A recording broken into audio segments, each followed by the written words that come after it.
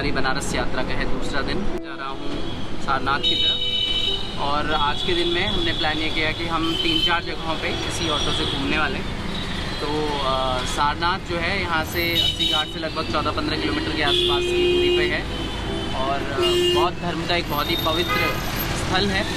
तो जो भी अगर आप बनारस आते हैं और आपके पास थोड़ा वक्त हो तो आपको सारनाथ ज़रूर जाना चाहिए। तो अभी हम सारनाथ जाके देखेंगे कि वहाँ क्या क्या है।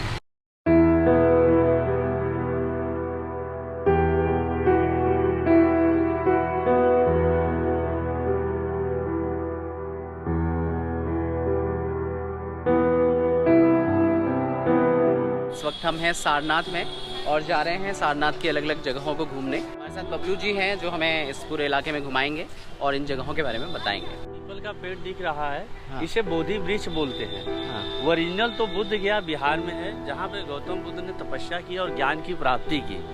उसी की सैंपलिंग करके श्रीलंका ले जाया गया। जो काम सम्राट अशोक के बेटा और बेटी ने की, महेंद्र और संघमित्रा ने, उसी की एक तीसरी ब्रांच है जो इस संस्था के संस्थापक श्री रश्मि भंते जी ला करके यहाँ लगाए हैं। आइए।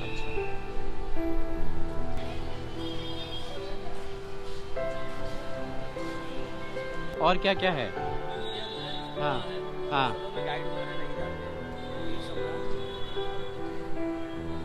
ऊपर जो है वो ध्यान मुद्रा में है, बीच के जो है आशीर्वाद मुद्रा में है, साइड बुद्धम शरणम गच्छामि, धम्मम शरणम गच्छामि, संगम शरणम गच्छामि। फर्स्ट प्लेस लुम्बिनी नेपाल जहाँ गौतम बुद्ध पैदा हुए। हाँ। सेकेंड प्लेस बोध गया बिहार जहाँ पर इन्होंने तपस्या की और ज्ञान की प्राप्ति की। भैया लेकर आ रहे हैं। थर्ड यहाँ सारनाथ में जो इन्होंने अपने 5 शिष्यों को ज्ञान दिया, जिनके नाम थे अश्वजी, महानामा, कौंडन, बप्पा और भद्या। चौथा कुशीनगर गोरखपुर जहाँ पर इनका निर्माण हो गया। आइए। और जब ये 5 लोग जाने लगे तो गौतम बुद्ध ने इन्हें आशीर्वाद दिया। आशीर्वाद मुद्रा में अंदर प्रतिमा लगी हुई है। अच्छा।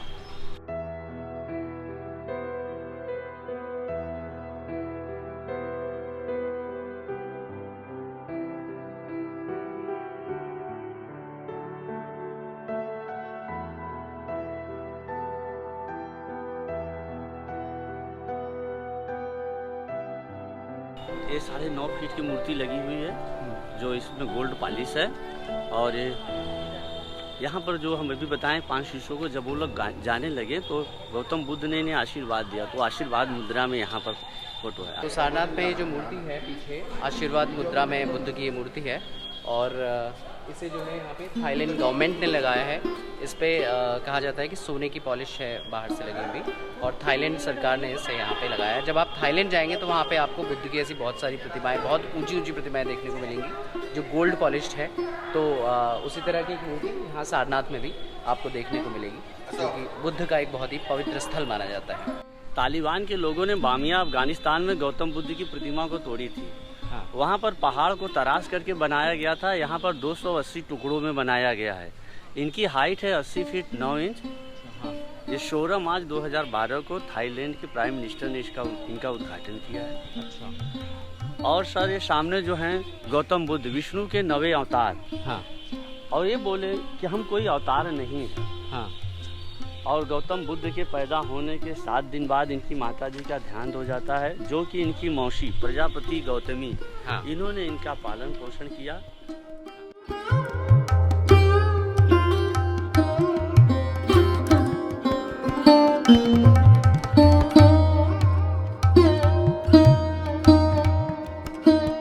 ये है उस अशोक चक्र की एक रेप्लिका जो कि यहाँ के म्यूजियम में है और पीछे भगवान बुद्ध की बहुत विशाल प्रतिमा है जिसका मैंने अभी बताया, थोड़ी देर पहले जिक्र किया। और अब हम चल रहे हैं यहाँ से आगे।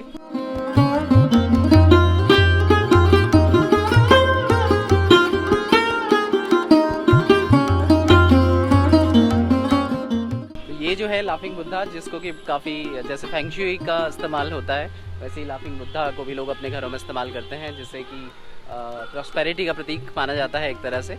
तो ये उसकी एक सुंदर सी मूर्ति यहाँ लगी हुई है। अगर आप सारनाथ आएँ तो आप इसको भी यहाँ पे ज़रूर देखें। अभी हम लोग चलेंगे कबीर दास का ताना बाना देखने, जिसको बुनकर सोसाइटी बोलते हैं। कैसे बनाया जाता है बनारसी साड़ी, वो दिखाया जाता है, लोगों को बताया जाता है।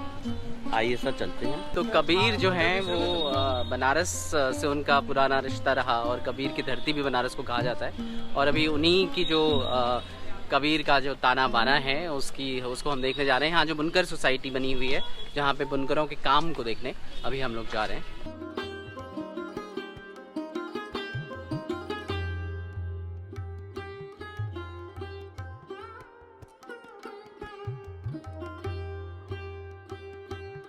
तो सारनाथ में जो थाईलैंड मंदिर जिसे कहते हैं उसके बाहर इस तरह की छोटी छोटी दुकानें बनी हुई है जहाँ यहाँ का हैंडीक्राफ्ट आप जहाँ से ले सकते हैं। और अगर कुछ गिफ्ट करने के लिए ले जाना चाहें अपने घर परिवार सके संबंधियों दोस्तों के लिए तो वो इस जगह से आप ले सकते हैं। ये जो मंदिर है उसके मुख्य गेट के बाहर इस तरह की बाज़ार है और यहाँ आकर आप बहुत कुछ हैंडीक्राफ्ट वगैरह खरीद सकते हैं।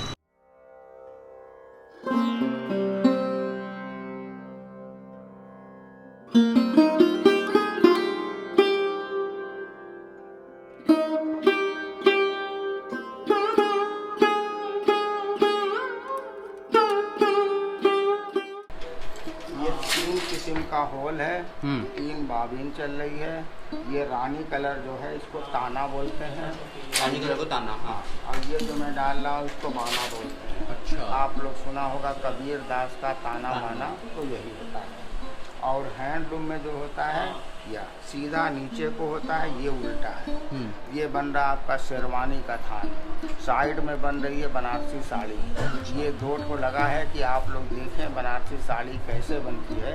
गांव में बहुत सारा कारखाना चलता है, सब यहाँ सोसाइटी को जमा होता है जिसमें runner, cushion, bed cover, wall hanging, टपेस्ट्री, scarf बनता है। और एक आध बात बता दें सर, हमारे बनारस के अंदर ना तो पान होता है ना तो सिल्क होता है, फिर भी बनारस की साड़ी, बनारस का पान सारी दुनिया में फेमस है। सिल्क आता है बंगलौर से, पान आता है कलकत्ता, बम्बे की तरफ से। तरीका यहाँ बनाने का और दोनों फेमस है। बनारस की साड़ी, बनारस का पान, वो दोनों आपके सामने है। पान देखिए हमारे मुँह में है और साड़ी हमारे हाथ में है। सही बात है।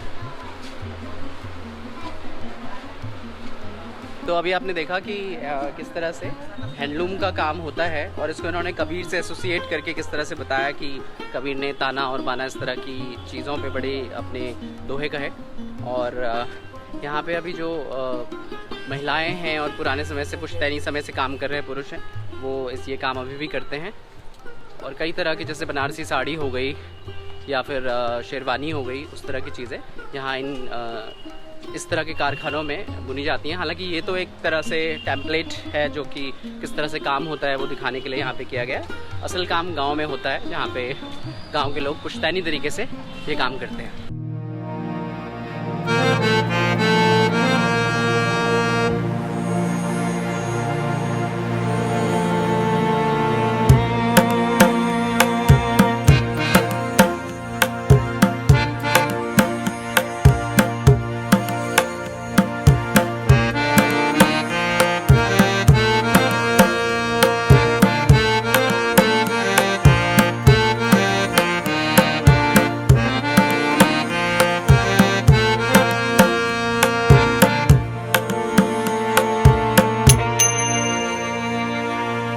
सारनाथ के अभी हमने कुछ मंदिर देखे और अब उसके बाद आ गए हैं हम धमेक स्तूप के पूरे कैंपस में। और यहाँ पीछे जो व्यू आपको दिख रहा है धमेक स्तूप है। कहा जाता है कि जो भगवान बुद्ध जब वो नहीं रहे तो उसके बाद जो उनकी अस्थियाँ थी उनको देश के अलग अलग हिस्सों में रखा गया और उन्हीं में से एक धमेक स्तूप वाला ये पूरा कैंपस भी है। तो अभी पीछे हमने जो देखा वहाँ पे एक मोनोलिथ बना हुआ था, उसी के ऊपर अशोक की जो लाट है, जो बहुत फेमस अशोक स्तंभ है, वो रखा हुआ था जो बाद में टूट गया और अब उसे रखा गया है म्यूज़ियम में यहीं पास में। तो ये पूरा जो इलाका है यहाँ पे चुनार से लाए गए पत्थरों का इस्तेमाल काफ़ी हद तक किया गया है। लाल मिट्टी जो है, बलुआ मिट्टी से बनी हुई चीज़ें भी यहाँ पे मौजूद हैं। तो देखने के लिहाज से बहुत खूबसूरत जगह है और अच्छी बात यह है कि इतनी शांति है इस जगह पर आकर। ऐसा लगता है कि आप कुछ देर बैठे हैं और आसपास हरियाली भी बहुत अच्छी है। हरे भरे वातावरण के बीच में लाल पूरी आर्किटेक्चर बना हुआ है, तो देखने में बहुत खूबसूरत लगता है। इसलिए अगर आप सारनाथ आ रहे हैं तो आपको एक बार धमेक स्तूप भी आना चाहिए। यहाँ आने के लिए बाहर से आपको एंट्री टिकट टिकट लेना पड़ेगा। और एंट्री टिकट जो है अब इन्होंने एक नई चीज़ ये की है कि उसे ऑनलाइन कर दिया है, तो आप यहाँ पे स्कैन करके वो टिकट ले सकते हैं। और टिकट की कीमत मात्र 20 रुपये है। 20 रुपये लेकर आप पर हेड प्रति व्यक्ति 20 रुपये लेकर आप अंदर आ सकते हैं और इस खूबसूरत जगह को देख सकते हैं। बीच में अलग अलग जो जगहें हैं उनके बीच में चलने के लिए रास्ते बने हुए हैं और उन रास्तों पर चल के आप पूरे स्तूप के इस इलाके को, आसपास के पूरे कैंपस को देख सकते हैं।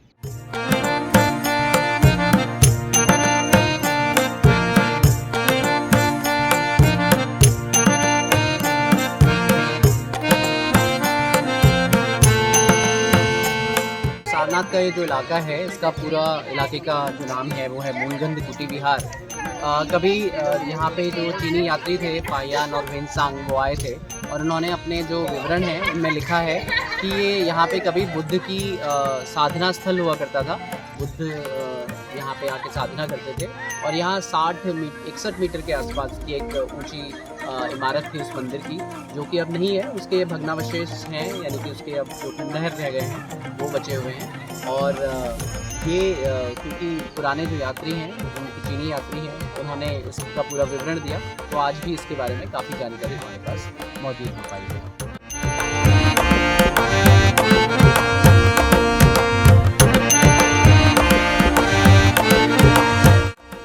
ये है वो धमेक स्तूप, इसको देखने यहाँ पे दुनिया भर से लोग आते हैं। अगर आप स्तूप को गौर से देखें तो इसमें आपको कई तरह की नक्काशियाँ भी देखने को मिलेंगी, जो अशोक के दौर की नक्काशियाँ या उससे भी पुरानी नक्काशियाँ आपको देखने को मिलती हैं। बहुत पुराना स्तूप है और अब थोड़ा थोड़ा देख के ऐसा लग रहा है कि इसकी हालत थोड़ा जर्जर हो रही है, हालांकि अभी भी मेंटेन तो किया हुआ है। सबसे अच्छी बात यह है कि गवर्नमेंट की तरफ से एरिया बहुत अच्छे से मेंटेन किया गया है। आसपास बहुत सुंदर पार्क बनाए गए हैं और देश भर से लोग घूमने आते हैं। यहाँ पे कई गाइड भी हैं जो आप ले सकते हैं, जो 1 घंटे में आपको इस पूरे इलाके को घुमाएंगे और इसकी बारे में डिटेल से आपको बताएंगे, क्योंकि इतिहास का पूरा एक विषय है और उस विषय को यहाँ पे आपको देखने को मिलेगा। तो ये है धमेक स्तूप। धमेक स्तूप वो जगह है जहाँ पे गौतम बुद्ध ने अपने 5 शिष्यों को पहली बार उपदेश दिया और फिर वो जो शिष्य थे वो देश के अलग अलग कोनों में फैल गए बौद्ध धर्म का प्रचार करने के लिए। तो उसी महत्वपूर्ण क्षण को मार्क करते हुए ये पूरा स्तूप बना हुआ है। और यहाँ पीछे पेंटिंग बनी हुई है जहाँ पे आपको उस दौर की पूरी इतिहास एक तरह से देखने को मिलता है। और ये राजघाट का चित्र है और ये नीचे बनारस का चित्र है, नीचे मालवीय ब्रिज आपको दिखाई देगा और उसके आगे मान महल का ये नज़ारा है। मान महल की पुरानी और नई तस्वीर है और इस तरह जो बनारस के अलग अलग जगहें हैं, ये चौखंडी स्तूप उसका दृश्य है। तो इस तरह से पुरानी जो यहाँ जो म्यूज़ियम है वहाँ पे भी जो मूर्तियाँ हैं वो भी उनके चित्र भी यहाँ पे बने हुए हैं। तो एक तरह से आप जब यहाँ से लौट रहे हो तो आप इस एग्जीबिशन को देखते हुए लौट सकते हैं। दुनिया भर से लोग इस जगह को देखने आते हैं क्योंकि बौद्ध धर्म की एक बहुत ही महत्वपूर्ण साइट है, आर्कियोलॉजिकल साइट, और अभी तक इसको संरक्षित रखा गया है। तो बहुत खूबसूरत जगह है धमेक स्तूप, जहाँ आपको ज़रूर आना चाहिए। बगल में मूलगंध कुटी विहार है, वहाँ होते हुए आप आएंगे और धमेक स्तूप घूमते हुए आप यहाँ से चले जाएंगे। और इस तरह से सारनाथ की जो पूरी यात्रा है ये आपकी एक तरह से पूरी हो जाएगी।